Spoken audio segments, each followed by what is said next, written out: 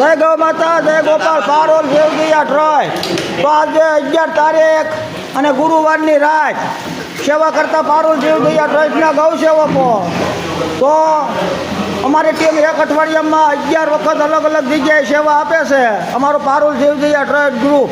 તો આ તમામ આ બીમાર ગાય માતાના પડખા ફેરવીને બેહારવાની, ગોળવાળું પાણી, ખાણ, ઘાસચારો, કબૂતરને સણ, પાટાપિંડી, ડ્રેસિંગ આ વગેરે અહીં સેવા કરવામાં આવે છે. તો જે કોઈને અમારે એને સેવામાં જોડાવવું હોય, અમારા કોઈ પણ ગૌ સેવકનો નંબર મેળવી અને આ ભગવાનના ભરોસે અમારે એને જોડાઈ શકે છે ભાઈ. અને આ કરેલું 1000 હાથ વાળો ક્યાંય જવા નથી દેવાનો એવું ભાગવત ગીતામાં ભગવાન કહી ગયા છે. તો એની માથે ભરોસો હોય તો આવો અને જોડાવો અમારે એને ભાઈ.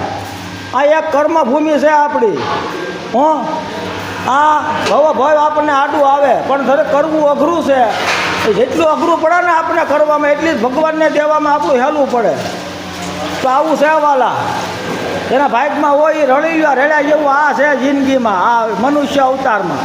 પછી આ અવતાર કંઈ મળે છે નહીં.